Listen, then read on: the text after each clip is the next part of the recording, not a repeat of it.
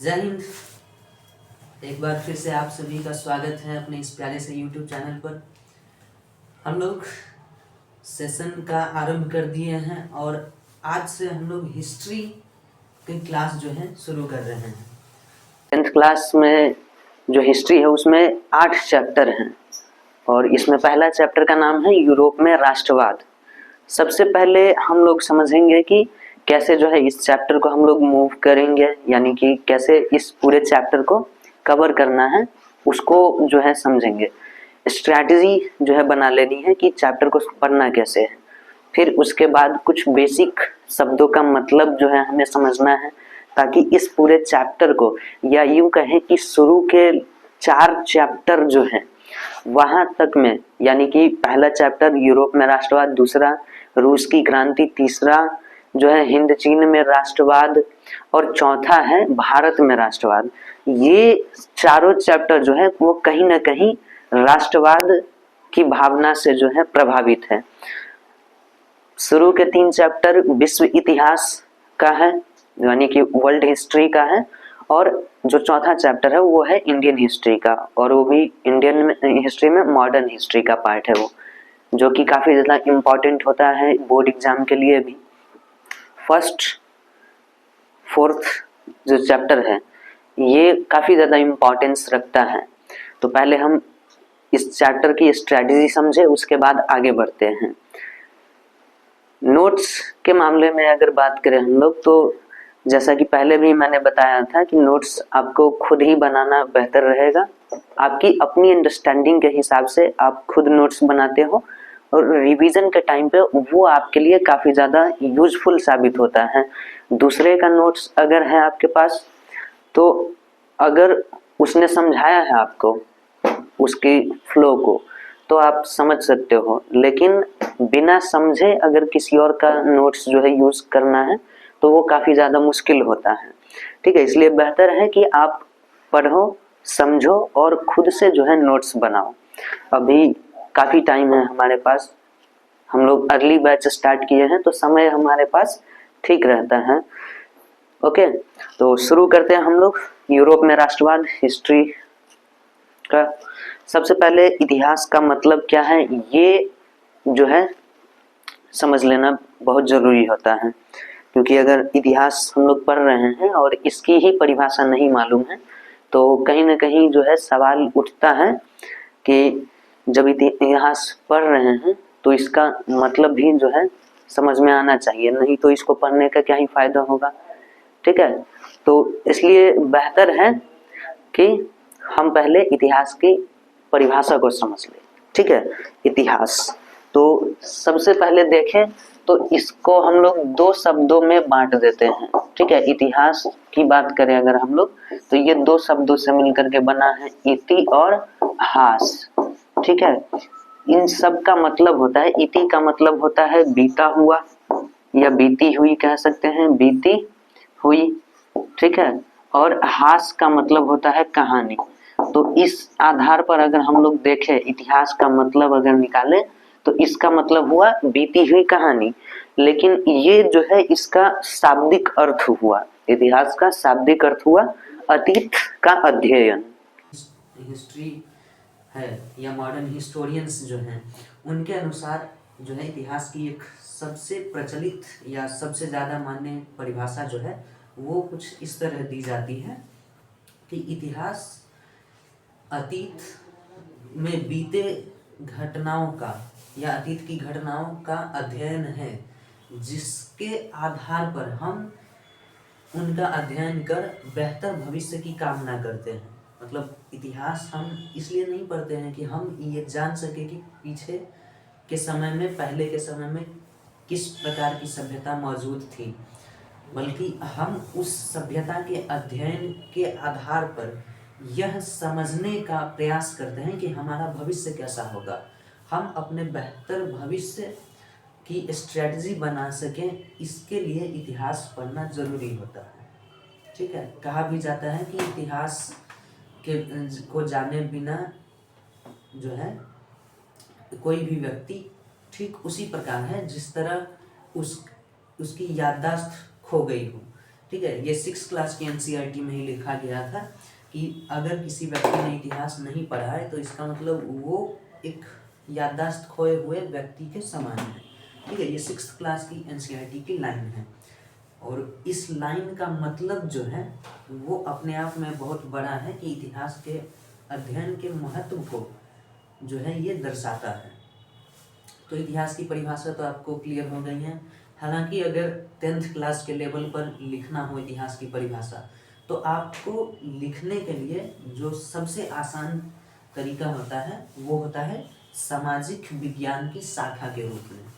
ठीक है, सामाजिक विज्ञान की वह शाखा, ठीक है, ध्यान से समझिएगा, सामाजिक विज्ञान की वह शाखा जिसके अंतर्गत हम अतीत की घटनाओं को क्रमबद्ध तरीके से अध्ययन करते हैं उसे इतिहास कहते हैं। ठीक है, ये जो है आपको 10th क्लास के लेवल पर लिखे जाने के लिए परिभाषा है इतिहास की। ठीक है, एक बार मैं फिर से बोल रहा हूँ, ध्यान से सुनिएगा और नोट भी कर लीजिएगा। हालांकि ये सब चीज़ें लिखी हुई फॉर्मेट में हैंड रिटन नोट्स जो है आपको चैनल के डिस्क्रिप्शन में मिल जाएगा, वीडियो के डिस्क्रिप्शन में आपको नीचे मिल जाएगा। ठीक है, एक बार फिर बोल रहा हूँ, ध्यान से सुन लीजिएगा। सामाजिक विज्ञान की वह शाखा जिसके अंतर्गत हम अतीत की घटनाओं का क्रमबद्ध अध्ययन करते हैं उसे इतिहास कहते हैं। ठीक है, ये एक सवाल जो है बहुत पूछा जाता है हिस्ट्री के पेपर में कि इतिहास का जो जनक है वो कौन है। ठीक है, तो इतिहास का जनक माना जाता है हेरोडोटस को। ठीक है, हेरोडोटस को, ये हेरोडोटस ये एक यूनानी इतिहासकार है। ठीक है, यूनानी इतिहासकार। ये भी पूछ सकता है कि हेरोडोटस का संबंध किससे है, तो यूनान से है, यूनानी इतिहासकार ये है। इन्होंने ही सबसे पहले इतिहास की घटनाओं को क्रमबद्ध तरीके से जो है प्रस्तुत करने का प्रयास किया था। हालांकि बहुत जगहों पर इनके द्वारा प्रस्तुत की गई घटनाओं को प्रामाणिक नहीं माना जाता है। उसके कुछ कारण हैं जो आगे की कक्षाओं में आपको पढ़ने के लिए मिलेगा, पर फिलहाल के लिए इतना जान लेना आपके लिए बेहतर है कि हेरोडोटस को ही इतिहास का जनक स्वीकार किया गया है लगभग सभी इतिहासकारों के द्वारा। ठीक है, आगे बढ़ते हैं। तो ये तो आपको हम बता दिए कि इतिहास की परिभाषा क्या है, क्लियर। और अब आते हैं हम लोग चैप्टर के ऊपर। तो चैप्टर का नाम है यूरोप में राष्ट्रवाद। तो नाम से ही पता है कि हम लोग इसमें एक ऐसी घटना के बारे में या घटनाओं का जो एक क्रमबद्ध घटनाएं हैं उनका अध्ययन करेंगे। लेकिन ये घटनाएं संबंधित है एक महादेश से जिसका नाम है यूरोप। यूरोप दुनिया भर की दूसरी सबसे छोटी महादेश है, या महादेश को ही महाद्वीप कहते हैं। तो दुनिया की दूसरी सबसे छोटी महादेश है यूरोप। यूरोप में अगर बात करें हम देश कितने हैं तो संयुक्त राष्ट्र के अनुसार 44 देश जो है इसमें शामिल है यूरोप में, जिसमें प्रमुख देश हैं Italy, France, Germany, England, Austria, Poland, Hungary, ये सब जो है आपको, स्विट्जरलैंड भी यहीं पे है यूरोप में ही। ठीक है, ब्राज़ील भी इसी ब्राज़ील कह रहे हैं। ठीक है, तो ये सब जो है आपको इसी महादेश का हिस्सा है। ठीक है, ब्रुसेल्स जिसकी राजधानी है बेल्जियम, है ना, बेल्जियम की बात हम कर रहे थे, ब्राज़ील जो है मुंह से निकल गया। ठीक है, तो इसको जो है ध्यान रखना है कि ब्राज़ील जो है वो यूरोप की बात नहीं कर रहे हैं, हम बेल्जियम की बात कर रहे थे। ठीक है, तो एक तो हम यूरोप के बारे में एक छोटा सा ओवरव्यू देख लिए हैं। फिर आगे बात करें तो कुछ महत्वपूर्ण शब्दों के बारे में हमें समझना है। और ये शब्द क्या हैं, जैसे आपको सबसे पहले समझना है कि पुनर्जागरण का मतलब क्या होता है। इसी को कई बार बौद्धिक जागरण के नाम से भी जाना जाता है। लेकिन ये दोनों घटनाएं जो है क्रमशः एक ही समय में घटित हुई थी, तो इनको जो है अलग करना जो है संभव नहीं होता, लेकिन फिर भी इतिहासकार इसमें कुछ जो है अंतर मानते हैं। तो इन दोनों को समझेंगे, पुनर्जागरण और बौद्धिक जागरण को। फिर बात करेंगे हम अंधकार युग के बारे में। बौद्धिक जागरण के बारे में तो बताए ही, सामंतवाद, गणतंत्र, राजतंत्र, इन सभी शब्दों के बारे में हम पहले समझ लेंगे। उसके बाद फिर बात करेंगे राष्ट्रवाद क्या होता है इस पर, और वहाँ से जो है हमारा ये चैप्टर प्रॉपर तरीके से जो है स्टार्ट हो जाएगा। हालांकि ये जो महत्वपूर्ण शब्दावली हैं ये केवल इस चैप्टर के लिए नहीं बल्कि आगे आने वाले चैप्टर्स के लिए भी इम्पॉर्टेंट हो जाते हैं। ठीक है, तो सबसे पहले हम अंधकार युग के बारे में बात कर ले। ठीक है, पहले बात करेंगे अंधकार युग के बारे में। तो ये क्या है अंधकार युग? ठीक है, इसको हम लोग डार्क एज भी बोलते हैं इंग्लिश में। ठीक है, तो इसका मतलब होता है, देखो यूरोप में जो भी घटनाएं घटित हुई उनमें क्रमशः जो अगर देखा जाए तो प्रारंभिक मध्य युग जो था, प्रारंभिक मध्य युग यानी कि मध्य युग का आरंभ, उस समय रोमन साम्राज्य का पतन हो चुका था, और रोमन साम्राज्य के पतन होने के परिणाम स्वरूप वहाँ की संस्कृति, विज्ञान, कला, शिक्षा आदि अन्य पहलुओं में गिरावट जो है देखी गई। उनका विकास जो है वो रुक गया और तकनीक का अभाव भी दिखाई देने लगा। लोगों में अंधविश्वास बढ़ने लगे जो चरम पर जा पहुंचा था। तो इस वजह से ही इसे इतिहास में अंधकार युग की पदवी दी गई थी। हालांकि जो आधुनिक इतिहासकार हैं इस शब्द को नकारात्मक मानते हैं और इसे अंधकार युग कहे जाने का पूरी तरीके से खंडन करते हैं, और इसे वो कहते हैं प्रारंभिक मध्य युग। ठीक है, तो इसमें भी लिखा हुआ है, आपको नोट्स में लिख के दिया हुआ है कि अंधकार युग यूरोपीय इतिहास का एक प्रारंभिक मध्ययुगीन काल है जिसको लगभग जो है 5वीं शताब्दी से 10वीं या 15वीं शताब्दी तक माना जाता है, जिसे रोमन साम्राज्य के पतन के बाद सांस्कृतिक, वैज्ञानिक, बौद्धिक प्रगति में गिरावट के रूप में देखा जाता है। इसमें सामंतवाद और चर्च का प्रभुत्व जो है वो काफ़ी ज़्यादा था। सामंतवाद और चर्च का प्रभुत्व ज़्यादा था, ये दिखाई देता है। तो मैंने पहले ही कहा कि सामंतवाद क्या होता है इसके बारे में बात करना ही है। ठीक है, तो ये समझना है। तो अंधकार युग की परिभाषा ये थी। हालांकि आधुनिक इतिहासकार अक्सर इसे प्रारंभिक मध्य युग के नाम से भी जानते हैं, ये मैंने आपको बताया भी। ठीक है, इसमें अगर देखा जाए तो जो अंधकार युग का समय है लगभग एक ऐसा समय रहा है जहाँ लगातार कोई ना कोई ऐसी घटनाएं होती रही हैं जिसके कारण राजनीतिक अस्थिरता जो है यहाँ पर बनी रही है। राजनीतिक रूप से यूरोप इस दौरान कभी भी स्थिर नहीं रहा, हमेशा कोई ना कोई युद्ध, लड़ाई होता ही रहा है, या युद्ध हो या नहीं तो धार्मिक युद्ध हो, धर्म युद्ध। कुल मिलाकर 8 धर्म युद्ध लड़े गए थे। ठीक है, तो इस बारे में भी जो है आगे की क्लासेस में पढ़ना होता है। फिलहाल यहाँ पर इतना काफ़ी है कि अनेक युद्धों के कारण इस समय राजनीतिक अस्थिरता जो है अपने चरम पर थी। ठीक है, तो अंधकार युग के बारे में बस इतना ही है।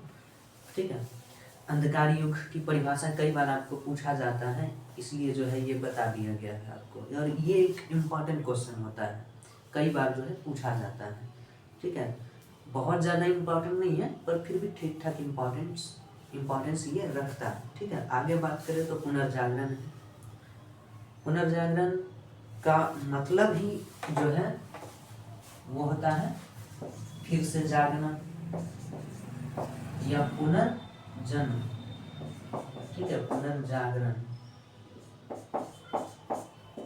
इसको रेनेसेंस बोलते हैं। ठीक है, रेनेसेंस। ठीक है, पुनर्जागरण।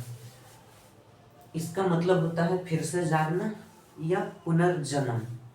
ठीक है, तो जब 15वीं या 17वीं शताब्दी के आसपास 15वीं 17वीं शताब्दी के आसपास जब अंधकार युग समाप्त होने लगा था, तो इसका सूचक था पुनर्जागरण। हुआ यूँ था कि लोगों में तार्किक क्षमताएं विकसित हो गई थी और अब लोग किसी भी बात को तर्क की कसौटी पर तोलकर फिर उसे अपनाते थे, ग्रहण करते थे, न कि पहले की तरह जो चर्च ने कह दिया, जो पादरी ने कह दिया उसको आंख बंद के भरोसा नहीं करते थे। अब जो है तर्क लगाने लगे थे। ठीक है, शिक्षा का प्रसार हुआ, वैज्ञानिक विकास होने लगा, कला भी आगे बढ़ने लगा, संस्कृति का विस्तार हुआ। तो इन सभी घटनाओं को जो है पुनर्जागरण के रूप में देखा गया। कहा गया कि जो हमारी विरासत है, हमारी संस्कृति है, वो फिर से जो है जन्म ले रही है, यानी कि पुनर्जन्म। तो इसी को जो है हमने कह दिया पुनर्जागरण। ठीक है, पुनर्जागरण का मतलब समझ में आ गया। ये एक फ्रांसीसी शब्द है पुनर्जागरण, जिसका अर्थ होता है फिर से जागना या पुनर्जन्म। अगर बात करें इसके कालक्रम की, तो 10वीं से 17वीं शताब्दी तक इसका कालक्रम रहा है। और आगे देखें तो एक और सवाल यहाँ से जो है इम्पोर्टेंट बनता है कि पुनर्जागरण का अग्रदूत जो है वो किसको माना जाता है। ठीक है, हालांकि इस बात में जो है कुछ विरोधाभास जो है दिखाई देता है। हालांकि जो भारतीय भवन की किताब है 10th क्लास के लिए, उसमें पुनर्जागरण का दूत दांते को जो है माना गया है, जो कि इटली के एक महान कवि थे। इटली के एक महान कवि थे, इनको जो है पुनर्जागरण का अग्रदूत बताया जाता है। जो 10th क्लास की भारतीय भवन का बुक है उसमें उसके अनुसार हम बात कर रहे हैं। ठीक है, हालांकि अलग जो बुक्स हैं उनमें जो है हायर लेवल का ग्रेजुएशन में जो बुक है मेरे पास, उसमें दांते नहीं, उसमें पैट्रिक का नाम दिया है। ठीक है, तो ये बात जो है ध्यान में रखनी है कि दांते जो है वो पुनर्जागरण का अग्रदूत है। और क्योंकि पुनर्जागरण की शुरुआत जो है वो इटली से हुई थी, तो इटली को पुनर्जागरण का केंद्र माना गया। तो ये दो सवाल जो है ऑब्जेक्टिव में कई बार जो है पूछा जा चुका है, एक बार की बात नहीं है, 2-3 बार जो है पूछा गया सवाल है। और जो एक बार पूछ लिया गया तो वो अपने आप में एक महत्वपूर्ण सवाल बन जाता है, हमेशा के लिए अमर हो जाता है लगभग जो है बोर्ड एग्जाम के इतिहास में। ठीक है, अब आगे बात करें हम लोग तो कुछ इम्पोर्टेंट नोट यहाँ पर लिखा हुआ है। जैसे पुनर्जागरण की हम अभी बात कर रहे थे, तो ये पुनर्जागरण हम कहाँ की बात कर रहे थे, बात कर रहे थे यूरोप की। ठीक है, यूरोप में जो भी ऐसी घटनाएं हुई जिसके कारण यूरोप की कला, संस्कृति, विज्ञान, स्थापत्य, इन सब का जो है विकास हुआ, उसको हमने कहा पुनर्जागरण। लेकिन भारत में पुनर्जागरण का मतलब क्या है? भारत में भी 19वीं और 20वीं शताब्दी में, कब? 19वीं और 20वीं शताब्दी में जो है सामाजिक और धार्मिक सुधार हुए, क्योंकि यहाँ पर भी समाज में कई सारी कुरीतियाँ मौजूद थीं, धार्मिक दोष भी मौजूद थे, जिनके सुधार के लिए कई सारे आंदोलन यहाँ भी हुए। एनी बेसेंट, स्वामी विवेकानंद, दयानंद सरस्वती, विनोबा भावे, ठीक है, राजा राम मोहन राय, ये सब लोगों ने मिलकर के यहाँ की पर जो भी सामाजिक और धार्मिक विसंगतियाँ थी उसको दूर करने का प्रयास किया, सुधार के प्रयास किए। इसी घटनाओं को, इन्हीं घटनाओं को भारतीय पुनर्जागरण के नाम से भी जाना जाता है। ठीक है, भारतीय पुनर्जागरण के नाम से जाना जाता है 19वीं 20वीं शताब्दी के समय जो भी भारत में धार्मिक और सामाजिक सुधार हुए उनको। क्लियर है? तो भारतीय पुनर्जागरण की परिभाषा भी हमने आपको बता दिया। अगर आपको बाई चांस पूछ दे कि भारतीय पुनर्जागरण का अग्रदूत या भारतीय पुनर्जागरण का जनक कौन है, तो इसका जो है जवाब होगा राजा राम मोहन राय। ठीक है, राजा राम मोहन राय।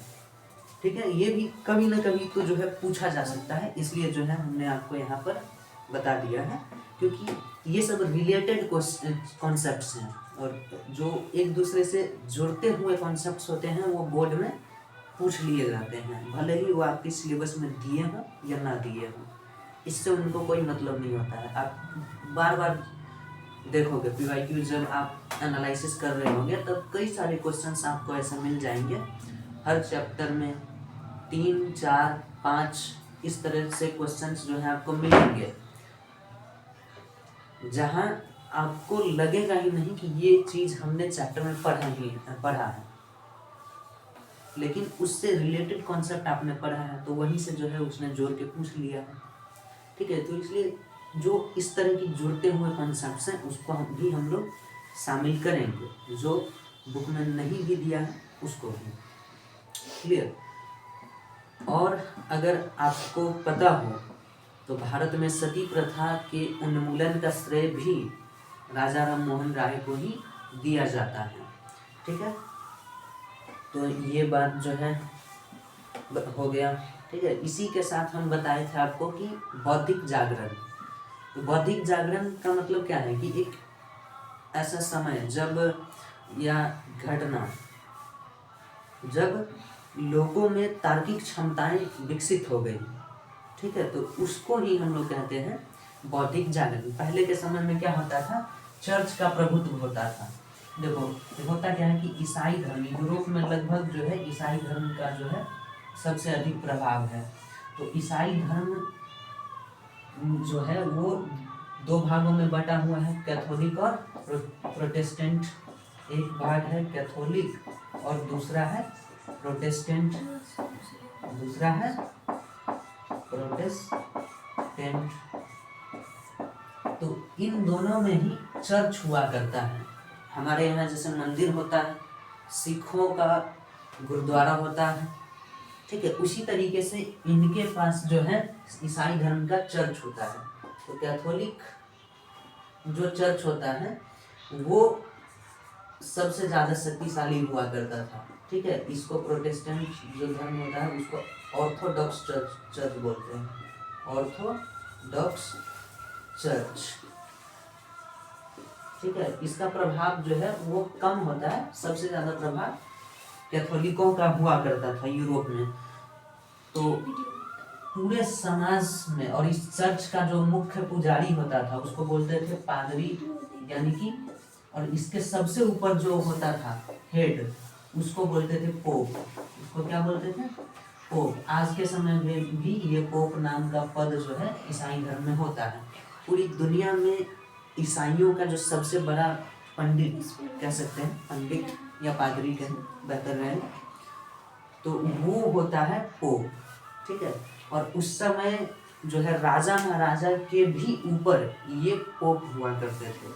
पोप के पास अपनी सेना, अपना राजमहल सब कुछ होता था, जिसके बदौलत वो राजाओं और सम्राटों को अपने अधीन रख सकता था। क्लियर है। ठीक है, तो ये था। और उस समय जो है ये चर्च के लोग जो होते थे पोप, वो समाज के लोगों से अनेक प्रकार के कर टैक्स वसूला करते थे। लोगों को यहाँ तक कि पाप मोचन पत्रिका बांटा करता था। जैसे हमारे यहाँ मंदिर के आसपास में जाइएगा तो हनुमान चालीसा ये सब जो है बिकते रहता है। उनके समय में चर्च के आसपास पाप मोचन पत्रिका बिकता था। आप पैसे देकर वो पत्रिका खरीदो, और इसका मतलब होता था कि आपने जो कुछ भी पाप किए हैं आप उस पाप से मुक्त कर दिए जाओगे उस पत्रिका को खरीदने पर। तो और ये पत्रिका बांटते कौन थे, तो ये पोप बांटा करते थे, पोप जारी करते थे। ठीक है, उस पर मुहर लगा होता था पोप का। ठीक है, चर्च का मुहर लगता था तब उसे मान्य ठहराया जाता था। इस तरीके से तो एक तो जो है पाप मोचन पत्रिका बांटा जाता था, इसके अलावा धार्मिक कर लगाए जाते थे, सामाजिक कर अनेक प्रकार के लगाए जाते थे। ठीक है, तो इस वजह से जो है बहुत सारे जनता जो है, लगभग जनता जो है पोप के अनुसार ही चलते थे। पोप जो कहते उसको आंख बंद के भरोसा कर लेते थे। लेकिन अब जो है ये आंख बंद कर भरोसा नहीं करते थे, अब सवाल पूछते थे, अब तर्क के आधार पर जो है अपने विश्वास को, अपनी श्रद्धा को तौलते थे और फिर जो है किसी भी गतिविधि में शामिल होते थे। तो इस तरीके से जो तार्किक क्षमताओं का विकास हुआ उसी को नाम दिया गया बौद्धिक जागरण। और बौद्धिक जागरण के परिणाम स्वरूप ही पुनर्जागरण संभव हो सका था। अगर बौद्धिक जागरण नहीं होता, लोगों में ये तार्किक क्षमताएं विकसित नहीं होती, तो आपको क्या लगता है कि पुनर्जागरण संभव हो सकता था? बिल्कुल नहीं। बौद्धिक जागरण के फलस्वरूप ही पुनर्जागरण जो है आरंभ हुआ। तो ये बात होगी। इसी तरीके से जो है हर चीज को समझ करके विस्तार पूर्वक जो है पढ़ना है। अभी तो शुरुआत है, अभी समय है हमारे पास 1 साल है, तो लगातार जो है काम करेंगे हम लोग और विस्तार पूर्वक समझेंगे। रटने वाला कोई भी बात यहाँ पर नहीं होगा। समझिए इस तरीके से कि इतिहास कहानी के रूप में जो है याद रह जाए। ठीक है, तो यहाँ तक जो है हम आपको 3 शब्दों का मतलब जो है बता चुके हैं। एक अंधकार युग, दूसरा पुनर्जागरण, तीसरा बौद्धिक जागरण। अब बात करते हैं सामंतवाद का। ठीक है, अब बात कर रहे हैं सामंतवाद। ठीक है, सामंतवाद को हम लोग कहते हैं फ्यूडलिज्म। ठीक है, फ्यूडलिज्म ये क्या होता है?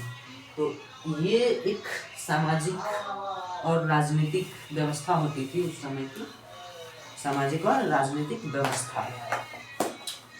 इसमें संपूर्ण जमीन पर, भूमि पर राजा का स्वामित्व होता था और राजा जो है अपने सामंतों को यानी कि जमींदारों को नियुक्त करता था और उन जमींदारों का काम होता था कि उस राज्य में जितनी भी भूमि है उसके अधीन दी गई है, राजा ने जो जमीन उसको दिया है, सौंपा है, उस पर किसानों से खेती करवाए और जो उपज प्राप्त होगा उसको राजा के राजकोष में जमा करने का जिम्मेदारी जो है हुआ करता था उसके पास। ठीक है, सामंत यानी जमींदार के पास। ठीक है, ठीक है,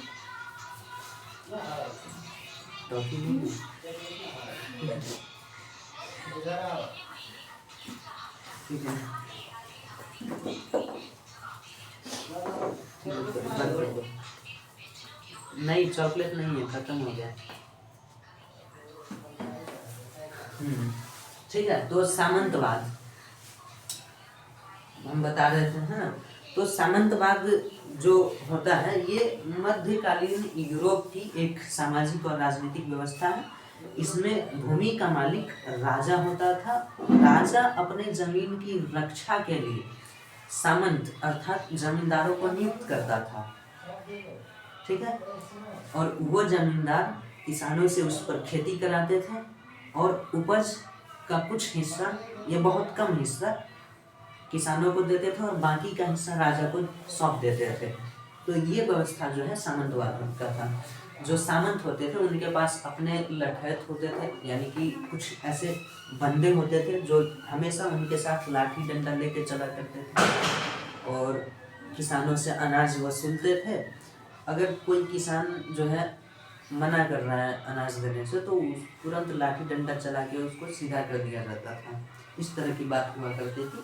जबरदस्ती जो है ये सामंत बहुत अनाज वसूल लेते थे, किसानों को बिल्कुल भी अनाज लगभग न के बराबर छोड़ते थे।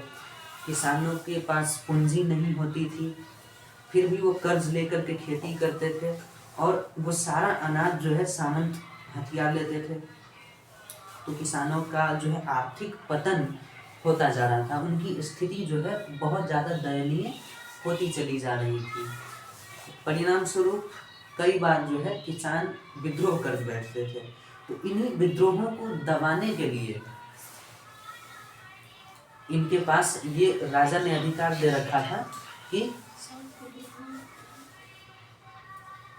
ये लठैत रख सकते हैं। ठीक है, तो उस समय जो समाज का संरचना हुआ करता था, समाज की संरचना लगभग एक जो है पिरामिड के जैसा होता था। ठीक है, ये पिरामिड किस तरीके का होता था?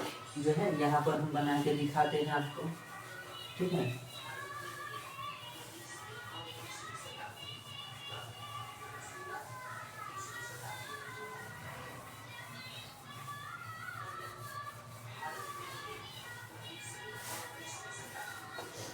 देखो ये उस सामंतवाद के समय में समाज की संरचना कुछ इस तरीके से होती थी। सबसे ऊपर पोप होता था, पोप का साम्राज्य होता था, ठीक है। पोप के अंदर यानी पोप के अधीन राजा हुआ करता था, राजाओं के अधीन सामंत हुआ करते थे। सामंत यानी कि जमींदार, ठीक है, सामंत या जमींदार हुआ करते थे, ठीक है। अच्छा एक मिनट, सामंत के जो है यहाँ पर होते थे स्वामी, यहाँ पर कौन होते थे? स्वामी। स्वामी कौन होता था? ये भी एक जमींदार ही होता था, पर इनके अंदर जो है इनके अधीन 4 या 5 जमींदार काम किया करते थे, तो इसको हम लोग स्वामी कह दिए। अब आएगा अपने सामंत यानी कि जमींदार, सामंत जमींदार, ठीक है। और सबसे नीचे आते हैं कृषक, किसान या दास, ठीक है। तो ये था सामंतवाद के समय का। सामंतवाद जो व्यवस्था है उसमें समाज का स्ट्रक्चर, समाज की संरचना, सबसे नीचे यानी सबसे कमजोर कृषक दास हुआ करते थे, सबसे अधिक शक्तिशाली पोप हुआ करता था, ठीक है। और ये सब मिलकर के जो है अत्याचार करते थे इन निम्न वर्गीय लोगों पर, इनसे अत्यधिक कर जो है टैक्स वसूला करते थे, तो इनकी स्थिति और ज़्यादा खराब होती गई। अच्छा एक चीज, सामंतवाद और दासता इन दोनों में अंतर है। दासता जो होता था ना, ये नोट करके रख लीजिएगा, ठीक है। जो दासता हुआ करता था, ठीक है, इस समय में दासता में जो दास हुआ करते थे इनको कुछ सीमित अधिकार हुआ करते थे, मतलब कुछ तो अधिकार होता था, बहुत कम होता था मगर होता था, सीमित अधिकार इनके पास सीमित अधिकार हुआ करते थे। लेकिन सामंतवाद जब आया तो सामंतवादी व्यवस्था में किसानों के पास कोई अधिकार नहीं होता था, कोई अधिकार नहीं था, ठीक है। इसीलिए इतिहास में ये कहा गया है कि अगर दासता नहीं होती, यानी कि लोग जो है दासता को स्वीकार नहीं करते, तो सामंतवादी व्यवस्था जो है वो स्थापित ही नहीं हो पाता, वो टिक ही नहीं पाता, ठीक है। तो ये बात जो है यहाँ पर लिखा हुआ है, ठीक है, नोट में लिखा हुआ है कि दासता सामंतवाद की आर्थिक नींव थी, बिना दासता के सामंतवाद टिक नहीं सकता था, ठीक है। तो ये चीज जो है नोट्स में भी लिखा हुआ है, क्लियर। इसमें जो भी इम्पोर्टेंट पॉइंट्स हैं उसको जो है हाईलाइट करके रखा हुआ है, उसको आप नोट करेंगे और ध्यान से जो ध्यान में रखेंगे, उसको रटना बिल्कुल भी नहीं है, उसको लिख कर क्वेश्चन आंसर के रूप में जो है प्रैक्टिस करके जो है ध्यान में रखना है, ठीक है। रटना मतलब जो है ये 10 दिन 15 दिन तक याद रहेगा। एग्जाम जब आता है ना, फर्स्ट टर्म एग्जाम या हाफ ईयरली एग्जाम, तो उस समय जो है रट करके 10 दिन के लिए याद किया जाता है, फिर भूल जाते हैं, फिर अगला एग्जाम आएगा तो उस समय 10 दिन के लिए रट के याद होगा, फिर भूल जाएंगे। तो उस तरीके से नहीं करना है, हमें समझ के अपने मन में हमेशा के लिए इसको बैठा के रखना है, ठीक है। तो ये हुआ, इसमें जो है सब कुछ लिखा हुआ है नोट्स में, और कुछ छूटना नहीं चाहिए, इसलिए जो है हम बस देख लेते हैं कि क्या क्या लाइन जो है टॉपिक्स क्या है, क्लियर। चलो, तो सामंतवाद के बाद जो है हमारे पास आता है राजतंत्र के बारे में समझना, ठीक है। सामंतवाद के बाद आता है राजतंत्र और संवैधानिक राजतंत्र, ठीक है। ये शब्द भी आपको इस पूरे चैप्टर में बार बार जो है दिखाई देगा, ठीक है। पहले हम इसको मिटा लेते हैं, फिर आपको समझाते हैं राजतंत्र यानी कि मोनार्कीज। ठीक है, चलो इतने में ही काफी रहेगा।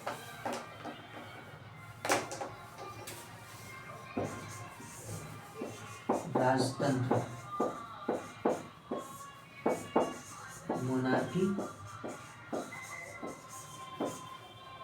एवं संवैधानिक राजतंत्र।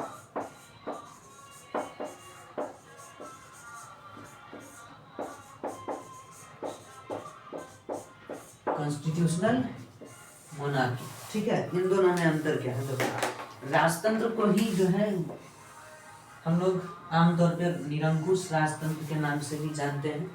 होता क्या है कि जो राजतंत्र एक ऐसी राजनीतिक व्यवस्था है जिसमें शासन की प्रणाली है ये, जिसमें जो है राजनीतिक सत्ता या प्रभु सत्ता जो है वो होता है राजा के हाथों में।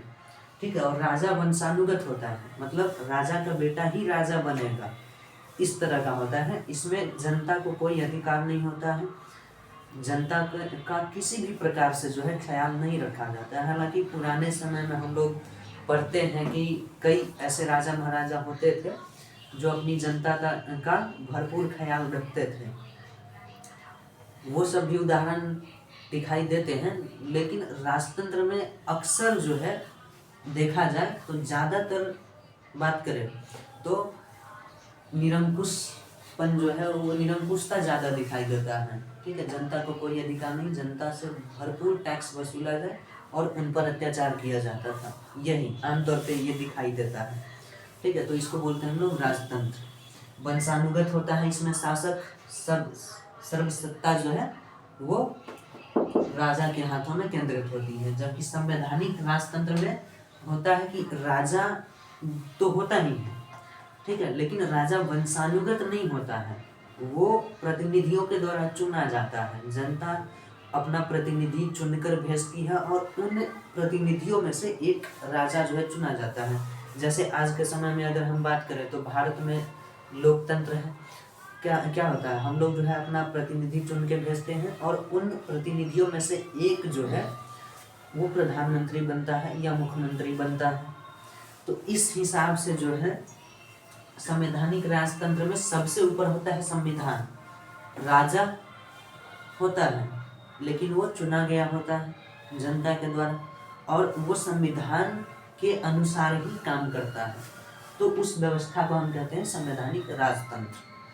ठीक है, तो ये हो गया जो कि कई बार आप देखोगे कि जब भी कोई क्रांति हुआ है तो क्रांति के बाद राजतंत्र को हटाकर यानी निरंकुश राजतंत्र के स्थान पर संवैधानिक राजतंत्र को अपनाया गया या नहीं तो संवैधानिक गणतंत्र को अपनाया गया। इस तरह की बात जो है आप बार बार पढ़ोगे। ठीक है, इसलिए जो है इन शब्दों का मतलब जो है जानना जरूरी था। ये हो गया। अब जो है 3 शब्द और आता है आपके पास, और वो कौन सा है?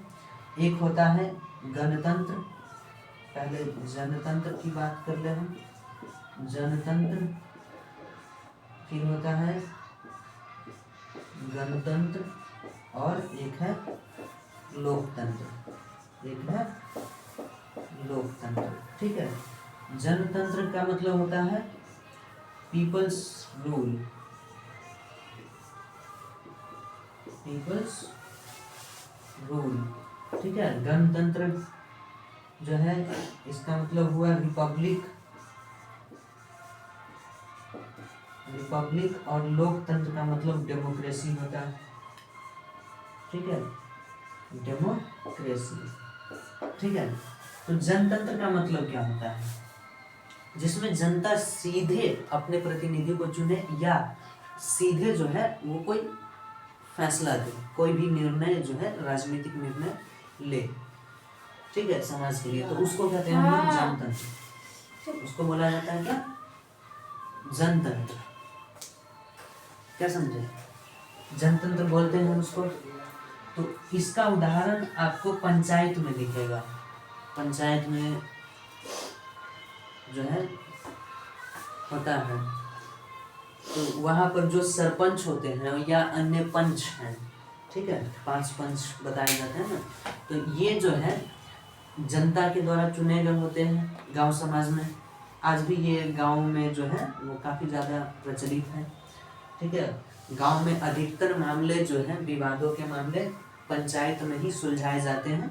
पंचायत से अगर न सुलझे तो फिर पुलिस में ये रिपोर्ट किया जाता है, थाने जाया जाता है, अदालत में जाना होता है। लेकिन गांव में जो है, हालांकि जो है इसमें भी कागजी कार्रवाई होती है, और ये कागजी कार्रवाई को संग्रह करके रखा जाता है, सुरक्षित रखा जाता है कि आगे जब कोर्ट में इस बात का सबूत मांगा जाएगा कि पंचायत में इस फैसला हुआ था इस बात का, तो उसको जो है कोर्ट में प्रस्तुत किया जाता है सबूत के तौर पे, ठीक है।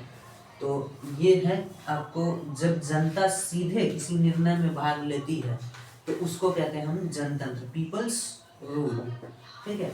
ये हुआ।